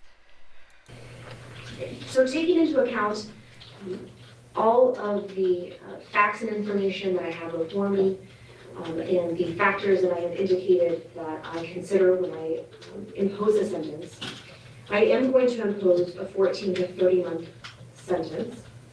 I am going to have those run concurrent, but I am going to have it run consecutive to Judge Israel's case, and that is case number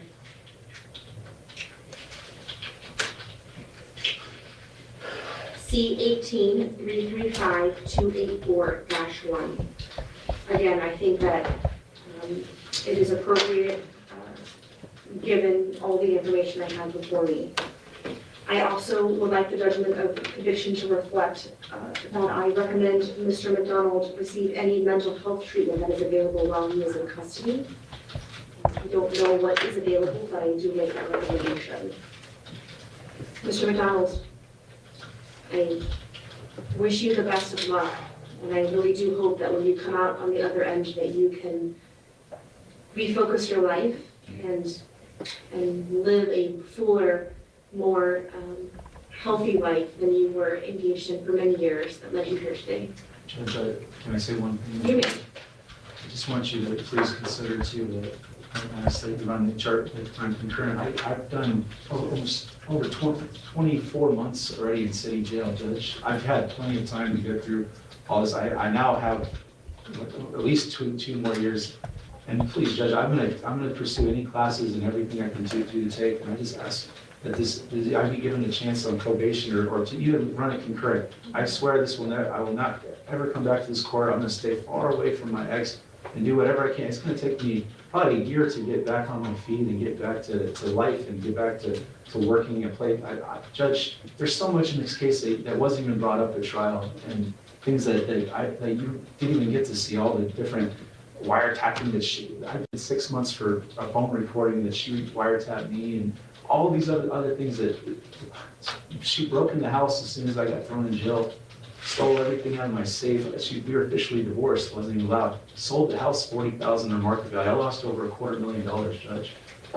It's going to take me a long time to recover. It is going to take you a long time to recover. And you know what? I appreciate you considering everything and that I appreciate everything that you've said and done. And I also, if there's any way I will pursue outpatient. Or I have a psychiatrist that I go to now, and Dr. Clausno, and he's been doing the mental evals and seeing me even in jail too. Mm-hmm. So I just please ask that I do get that time concurrent. This 2 years is it's gonna be, like I said, it's gonna be over 4 years just in that time, Judge. And I've had a lot of time to heal and reflect and ponder, and I know I've made a lot of mistakes, and I just asked for a chance to be able to see it not maxed out again, Judge. I've given no mercy. So to be clear, you hadn't been maxed out, and I appreciate that, and let me tell you, I absolutely understand why you're making the request that you're making. A couple of things. First off, as you reminded me that I do need to give you credit for time served, so I'm going to give you 213 days of credit for time served in this case, all right? Oh, he's 2, getting credit. You haven't been maxed out. As I indicated, if I were to have maxed you out in this case, it would be 19 to 48, followed by another 19 to 48, and then those two would be consecutive to the sentence that you already got in Judge Israel, okay? So again, I understand that's how you're feeling, and that's an emotional reaction, completely justified. He would never. like I said, I talked about all of the things that I have to consider. And One more thing too, Judge, there is a disparity, like how many people have been sentenced for wiretapping before, you know? And it is federal law, you can record, so I had no clue it was recording. I was in California, most Hi, people call it all. Walter. And I apologize to this court, I can't believe, I wish I would have been able to just take the deal and have a resolution, it was a wobbler probation. And I would have gone, I have a whole newfound respect for the criminal justice. Before, I didn't know that all, you can get thrown in jail for almost anything, you know, and to have that. well, it's not almost anything. There does have to be a minimum probable cause. Debbie, a crime thank has been committed, you. you're the individual who's committed that crime. Judge, Again, and I understand as you stand here today, why you have that position.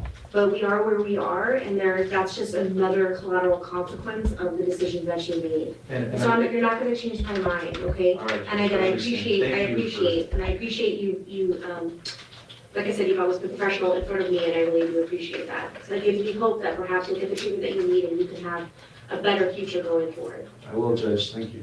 You take care of yourself. All right, Thank you. thank you, Judge. Anything else we need to address? One thing, Your Honor, I may have misheard you. I thought I heard you say the sentence was 14 to 30. Though it's 36, Okay. is what you asked for. 14 to 36, concurrent as to count 2 and 5, but consecutive as to KC 3. 335 to 84. Thank you very much. Yes, that's the one. Thank you, Your Honor. All right, thank you. 213. 213, yes.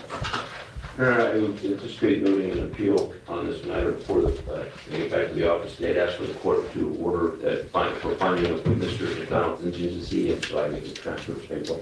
I will make that finding now, and if you need the transfer, you'll have to apply for it. Mr. Mueller, FYI, Department 5 needs you back, so you're the head to Department 5. Yes, I made the mistake of letting Mr. Mann have a day off, and I'm not paying for it, but All right. Hey, thank you. Thank you. Just a second. Thank you, Your Honor. Thank you. Your Honor, yes.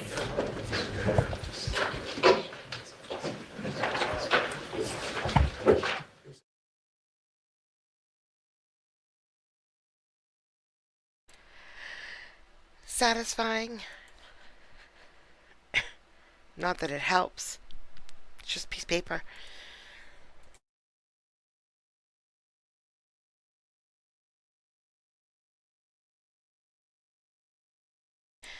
Alright, so we just have a few loose ends to tie up. It should only take a few minutes.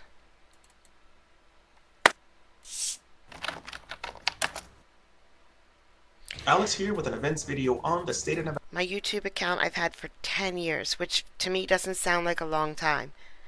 Versus John McDonald. Interest in this case stems entirely from that of his brother, Michael McDonald. We went ahead and covered 2 hearings in the state of Nevada versus Michael McDonald. We received a multitude of requests from our viewers to also cover the state of Nevada versus John McDonald. We submitted a media request to District Judge Michelle Levitt, and she has granted that request.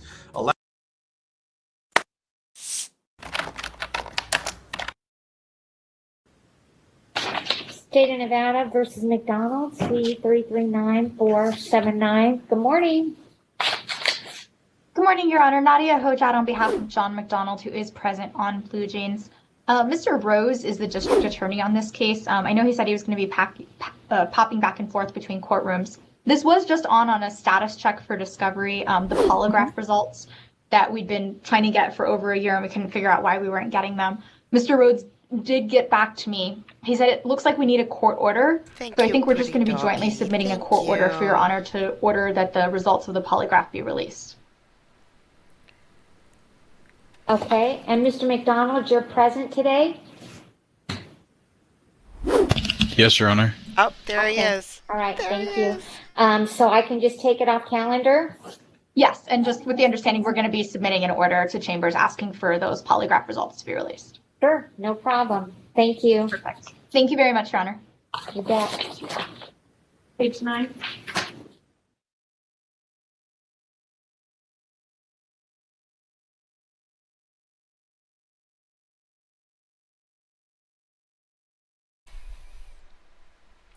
I'm going to skip the Johns and go straight to this one.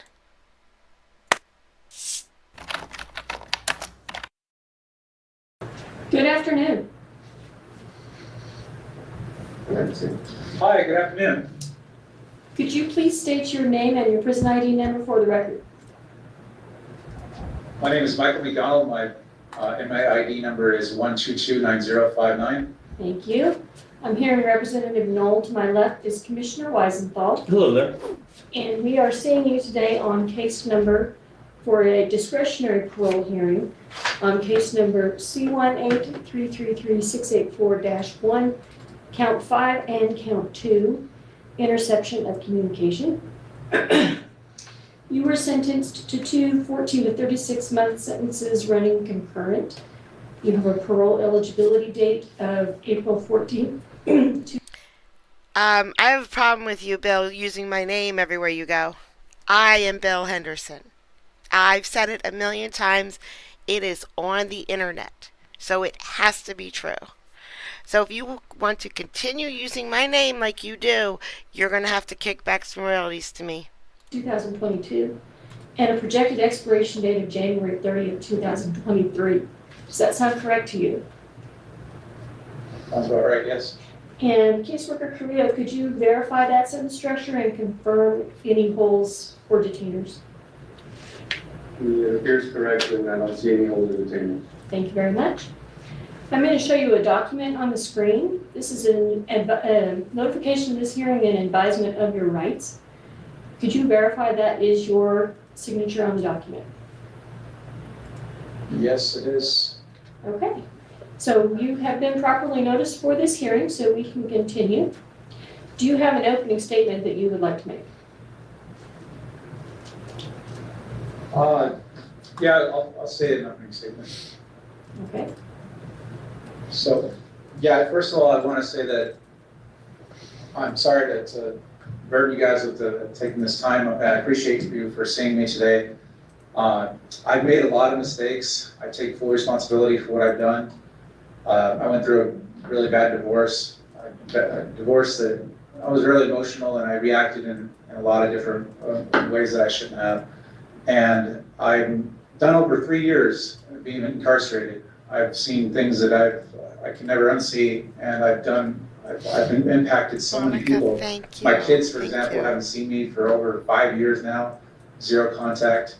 My ex, he hasn't been able to get child support from me because I've been incarcerated for all this time. I've impacted her by recording those calls, and without saying these calls are being recorded. I'm sorry for what I've done, and I've never replaced this time. I'm ready to get back to my life and just be done with this and put this behind me. So thank you. Okay. I do want to let you know we do have support letters here for you from your mother. We have a letter from the Crossroads Prison Ministries acknowledging the studies you've done with their organization. We also have a letter from your father. And we have the information with the certificates that you sent to the office yourself. So we have all of that. That will be in the file and for review of any other commissioners that review this file, so they are aware of the family support that you have. What is your plan if you are granted parole? If I'm granted parole, my plan is to go help my mom with her ranch up in Washington. She's got a 20-acre ranch, and could really use my help up there. I actually grew up on an 80-acre farm in Missouri with my mom, and we had every kind of animal growing up and learned the value of hard work. So I want to go up there and help her out, find employment up there, be able to spend time with family and get my life straightened back up to where I was before. I also want to say that I did do a lot of programs and had a lot of time to think since I've been incarcerated. I've done all the classes I could take, which was HVAC. I finished that. I finished the financial literacy. I also went on NDF and became a wildland firefighter and went on some firefighting, which was a unique experience. I actually got my feet burned and was fighting the fires and stuff, and how the bugs attacking me. But I learned a lot up there, and I also learned a lot while coming to Casa Grande. I attended Getting It Right class, which I learned a lot through that one, and Hope's Transformational Leadership class. I learned about how my reactions to, either being proactive or reactive to different responses and being emotional. So being able to think clearly before I make any decisions or do anything. So I learned a lot. I volunteered at a lot of the Hope projects with 100 Christmases and doing all the furniture. I've also helped with building bicycles for kids at the Pearson Center. And I'm also gainfully employed right now at an Italian restaurant on the Strip. And I've done a lot. I'm ready to get back to life. So. Okay. I'm going to go over your risk assessment. This is an objective tool we use to determine a level of risk as far as granting parole. We need to make sure that all elements are correct in this document. So after I go through it, if there's something that you disagree with, you can That take a sounds look at fun, it and see Debbie. if changes need to be made. I work a double, but that So sounds we have fun. you down as 22 is your age at first arrest. You have no prior parole or probation revocations. You were employed 8 of the 12 months full-time employment prior to the instant offense. You do have property crimes in your history, and then instant offense, your other case that you've already discharged, there was property crimes in there. Per your PSI, you had some use of alcohol. You haven't had arrests or convictions, not severe disruption of functioning.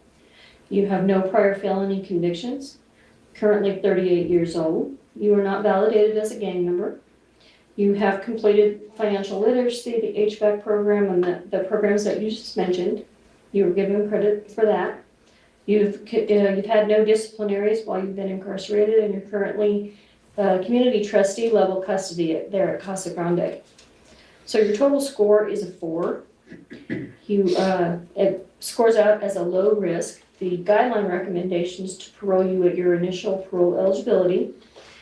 The aggravating factors, those that go against you getting parole, or you do have That's what I prior need, a misdemeanor sugar daddy. domestic battery conviction.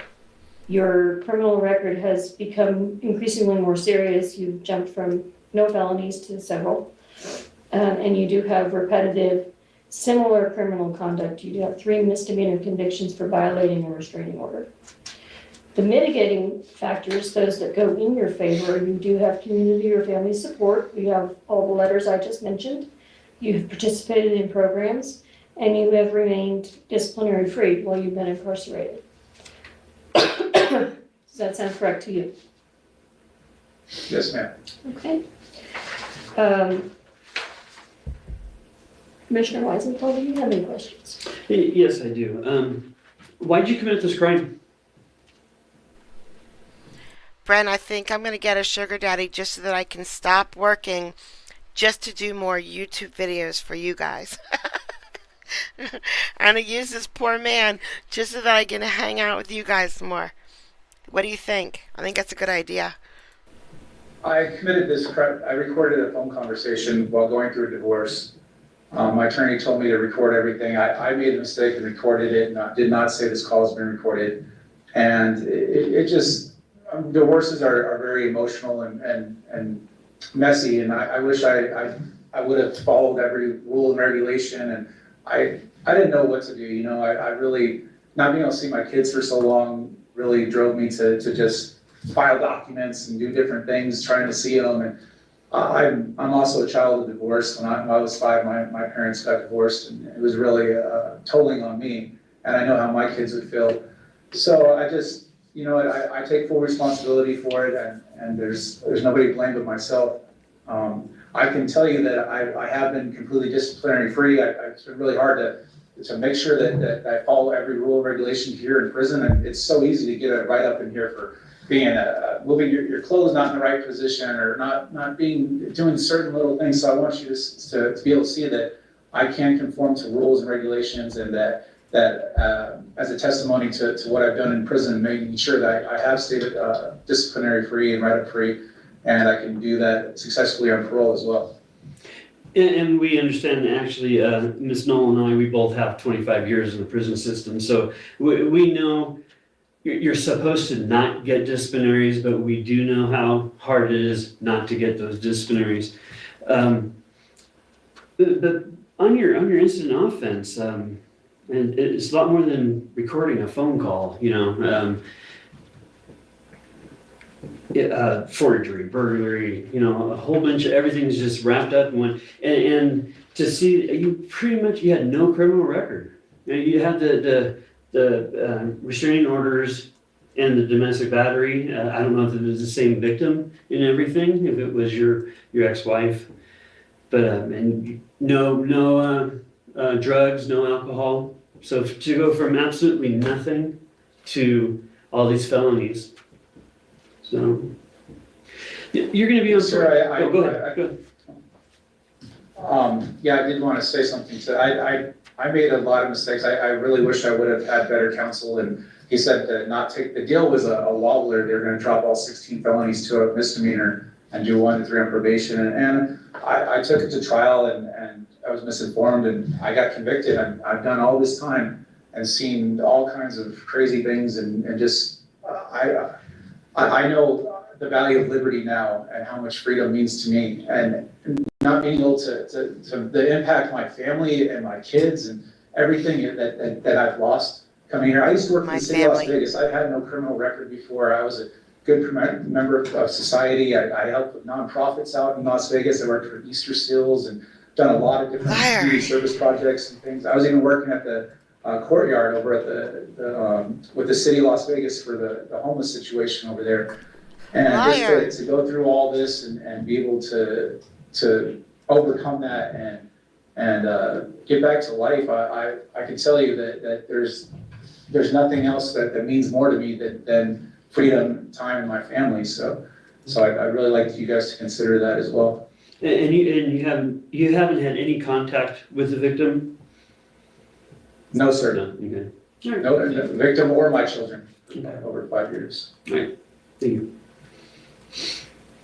Okay, and if you are granted a parole, you won't be able to have contact with the victim. I realize you have children in common, but that'll have to all be orchestrated through parole and probation if you're granted parole. You cannot just reach out. Yeah. Do you have anything else that you? I understand. I want to say I understand that, and I would wait till I'm off of parole, get back on my feet, and then go through whatever reunification process that I have to go through the courts or whatever that may be. So yeah, it's gonna. I would love to see my kids again, and I don't want to go nowhere near my ex. I understand that she must have been afraid watching all these Dateline specials and all this other stuff, but I have never threatened my ex-wife or done anything to harm her or my children. But I just want to. I just wish I could express how sorry I am for not being there, not being able to support and take care of my children too. For 5 years that I've been going through all this divorce and different situations through family court. And I know she used to work as a paralegal in the family court system, and she could see all that. She knew exactly what needs to be done or what could file. And I've never been through any court situation or been in trouble before, and to come to prison for it, I couldn't even. You guys couldn't imagine how terrible. You got gang members and people stabbing each other. I mean, just you're living with murderers and robbers and killers, and yeah, it's a crazy experience, and I just want to put it all behind me and get back to my life. So. Okay. Do you have anything else that you'd like to add before we conclude the hearing? I would just like to reiterate that I can follow all the rules on parole and probation. I'm ready to get back to life. No, we can't. I can't wait to see my family again, my mom, my dad, and I have a lot of relatives and a lot of people in this community as well in Las Vegas. Like I said, my uncle is a famous judge out here. He did Judge Bonaventure. He did the Opinions trial, and my cousin is a judge out here as well. My grandpa was actually the constable here in Las Vegas, and we have a lot of ties to the community here. But I'd like to go to Washington and help my mom out, and maybe come back and see my family here after parole, and save my dad or my other family, my brothers and sister and stuff. So, thank you. Okay. So what will happen now is we will deliberate on your case. We'll make a recommendation to the board. It takes 4 of the 7 commissioners to grant or deny parole. I do need to let you know that the safety of any victims, victims' family, and the general public is always taken into consideration when granting parole and setting parole conditions. You'll be notified in writing with an order from the board in probably 2 to 3 weeks through your caseworker. Okay? All right, thank you for seeing me today. All right, Thank good luck to you. Good luck to you. That's it Thank for you. Prosecutor Hunter. That's it. Thank you, Ms. Correa. We will see you next time. All right, thanks, appreciate it. All right. Have a good one. You too. All right.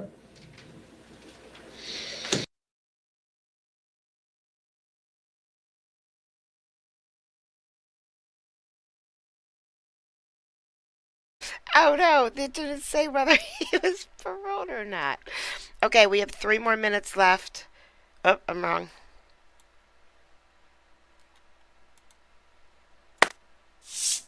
We have 10 minutes left, ish. Ish. Page 16. Is that the judge that was attacked? Michael McDonald versus Warren William Peter, 883-2354. Isn't that the judge that was attacked? Good morning, Your Honor. Karen Mishler for the state on Michael McDonald. I haven't been able to shave. Anybody there for the defendant?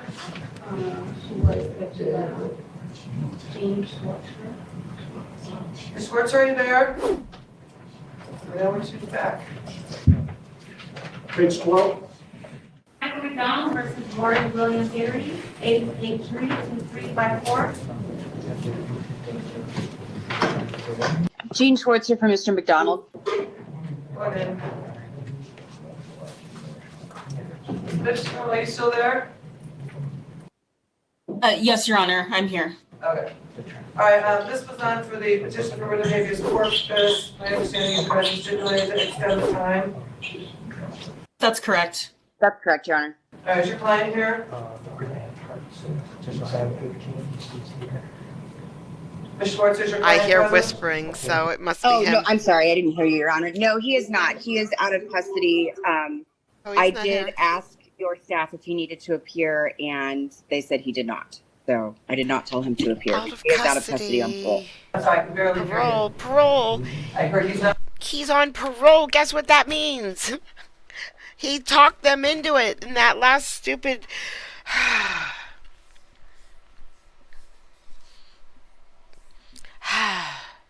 Present, state waive presence. That's correct, Your Honor. Okay. All right, let's try and get it done this time, guys.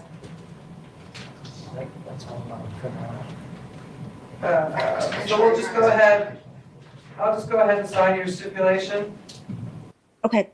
with the dates as proposed. Thank you, Your Honor. Thank you, Your Honor. Hang on, guys. Let me just double check them before. So we've got the petition due August 26th, state response due 60 days or October 25th, and petitioner's reply will be 15 days from October 25th or November 9th. And I guess we still would need a date for argument, right? Correct. Yes. That's good. 2 weeks-ish.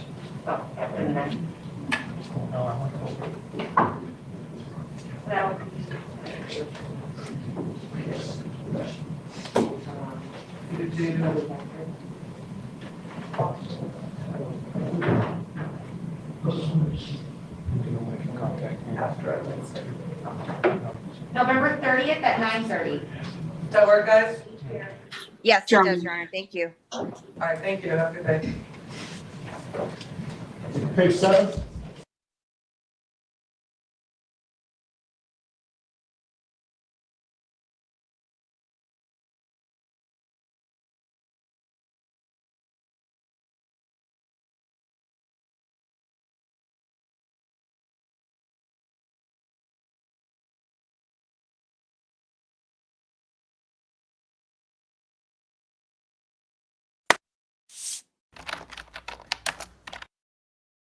State versus John McDonald, C339479.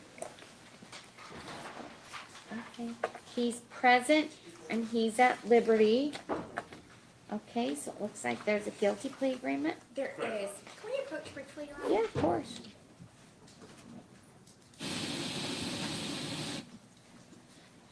All right, if you want to state the negotiations. Yes, Your Honor. Today, Mr. McDonald will be pleading pursuant to the Alford decision to one count of coercion sexually motivated, a Category B felony. The parties stipulate to probation with a suspended sentence of 12 to 30 months in the Nevada Department of Corrections and probation not to exceed 30 months. If Mr. McDonald is honorably discharged, then he may withdraw his plea and plead guilty to one count of child abuse, neglect, or endangerment, a gross misdemeanor with credit for time served. The parties agree that the coercion he's currently pleading to is sexually motivated for the coercion he'll be on probation for. All remaining counts contained in the criminal complaint, which were bound over, will be dismissed after he's adjudged guilty and sentenced. The state will have no opposition to his removal from electronic monitoring after entry of plea, conditioned on him having no contact with the victim or her family. That's all. Okay, is that what you want to do today, sir? Yes, Your Honor. Your true and full name for the record? John Joseph McDonald, How old are you? 37, How far did you go in school? bachelor's. And you do read, write, and understand the English language? Yes, Your Honor. And you understand in the amended indictment, you're being charged with coercion sexually motivated, a Category B felony? Yes, Your Honor. Do you understand that charge? Yes, Your Honor. And you discussed it with your lawyer? Yes, Your Honor. How do you plead to the charge in the amended indictment? Guilty by way of Alfred. Okay, you're entering into a guilty plea pursuant to the Alford decision, correct? Yes, Your Honor. And you're entering into this plea today freely You and can't, voluntarily? Yes, Your Honor. Did anyone threaten or coerce It you has onion into powder. entering into this plea? Onions are really bad for Other than dogs. what's contained in this guilty plea agreement? I know. Anyone make you any promises to get you to enter into this agreement? No, Your Honor. I have before me a guilty plea agreement. Is that your signature on page 6? Yes, Your Honor. You read it Onion before powder. you signed it? Yes, Your Honor. You can't You give it to the understood dog. it prior to signing it? Yes, Your Honor. And you had an opportunity to discuss it with your lawyer prior to signing it? Yes, Your Honor. And were all your questions answered to your satisfaction prior to signing it? Yes, Your Honor. Do you have any questions of the court? No, Your Honor.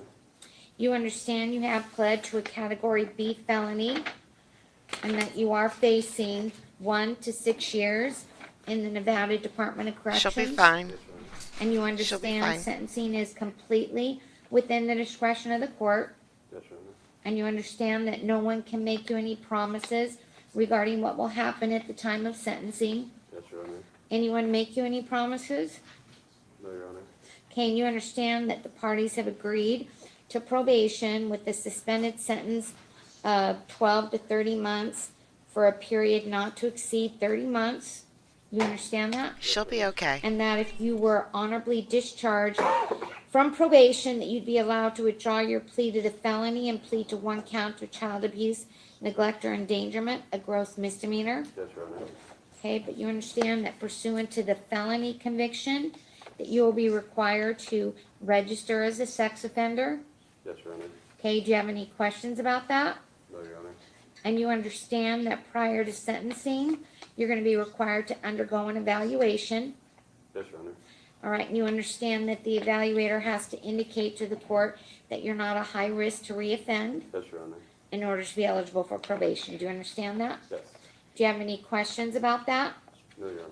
Okay, so the important thing here is if you're permitted to withdraw your plea to the felony and plead to that child abuse, neglect, or endangerment, you would no longer be required to register as a sex offender. Yes, Your Honor. And you understand that? Yes. Fozzie just hung up on me. Fozzie just hung up on me because I told him to give Sierra pineapples because that's what she wants. She wants pineapples. Okay, and you've discussed that with your lawyer? Yes, Your Honor. Do you have any questions about that part of the plea? No, Your Honor. Okay. And you understand you're giving up all your trial rights by entering into this plea today, that you do have a right to a speedy and public trial, that if this matter went to trial, the state would be required to prove each of the elements as alleged in their charging document by proof beyond a reasonable doubt. And your attorney did explain to you what the state would be required to prove, Yes, Your Honor. and you had a chance to discuss any defenses that you would have to these charges. Yes, Your Honor. And you understand at the time of trial, you'd have the right to testify, to remain silent, to have others come in and testify for you, to be confronted by the witnesses against you and cross-examine them, to appeal any conviction, and to be represented by counsel throughout all critical stages of the proceedings. Do you understand all these trial rights? Yes, Your Honor. And you also understand you're giving them up by entering into this plea today? Yes, Your Honor. Do you have any questions about the rights you're giving up? No, Your Honor. Okay, and you've made a determination that it is in your best interest to enter into this type of plea. Is that correct? Yes, Your Honor. And one of the reasons you've decided to enter into this type of plea is to avoid going to trial and being convicted on the original charges. Is that correct? Yes, Your Honor. All right, so you understand I'm going to ask the Deputy District Attorney what he would be able to prove if this matter went to trial, and I'll be relying on the facts as stated to me by the District Attorney in determining whether there's a factual basis for this plea. Yes, Your Honor. Do you have any questions about that? No, Your Honor. Okay, Mr. Rose, what would the state be able to prove? Your Honor, given the nature of the case, I would ask the court to allow me to incorporate by reference volume 1 of the grand jury transcripts for the factual basis. Is there any objection? No objection to that. Okay. Do you have any questions before I accept your plea? No, Your Honor.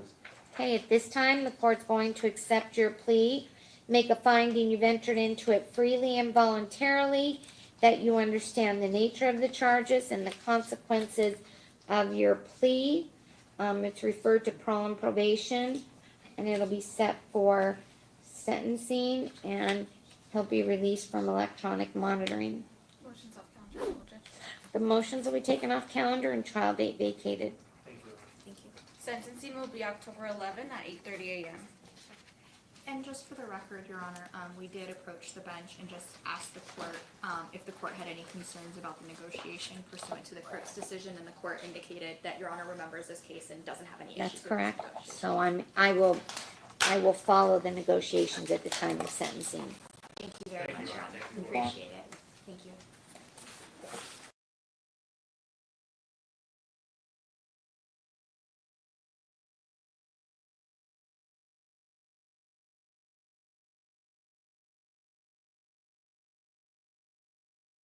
I got to leave out. I just want to see my kids. Come on. I've done nothing. Mike, Just take it backwards. calm down. Dude, take a deep breath. Guys, come on. You're gonna really throw me in jail because I missed my kids. Come on. Assistance in 15 Charlie. 15 Charlie. Stop. Come on, please, guys. Please, I don't want to. You got it? Please, guys. Let's just hold him. Come on. Mike, stop fighting with the guys. I'm gonna take her. Mike, stop fighting with them. I have to go over there and help them with cuffs on you. Don't Do you fight with them. understand? I'm gonna Don't tase fight. you. Don't fight with them. With the handcuffs on. Mike, put the fucking handcuffs on. Or I'll put them on myself. Great, come on. I'm on your side, Mike, but you're out of line. This is ridiculous. There was no order saying I can't see my kids steal anything. Mike, just relax. Deep breath. Mike. We are done with Michael McDonald for a while. We did it. We went through all of it. I think he's out of jail right now. Well, the parole board let him out. But we know he had other cases. But I don't know if any of them were criminal. I don't know. I'm just going to go with, in my head, he's in jail. He got more criminal charges. He's in jail. That's where I'm living in my head. Whatever the reality is, I don't care. I do not care one bit. All right, guys, we're going back to normal for a bit. And I don't have anything ready for today, which is fine because we are at 2 hours. I don't know. Probably, but I don't know. Our Nevada judges would know. Just check out their site. They're great. They're amazing. Okay, no. The answer is no. Bobby, there's zero room in my head. Zero. All right. I'm going to, if you're going to OJ today, we're taking a field trip. We're taking a field trip because I think there's something else we need to see before we go any further in the trial. And I I didn't watch it all, but I know I want to. And I think you guys will too. So if you go over to OJ today, we're going on a field trip. Yep. You should all be automatically popped over there in about 3 minutes. Thank you so much for coming out. Thank you for finishing Michael McDonald with me. I really, really, really appreciate it. Guys, thank you for all the gifts. I really appreciate it. It helps me to bring more videos because I don't have to work so many hours. So thank you so much. I really, really appreciate it. And I will talk to you again soon. Bye, guys. Thanks.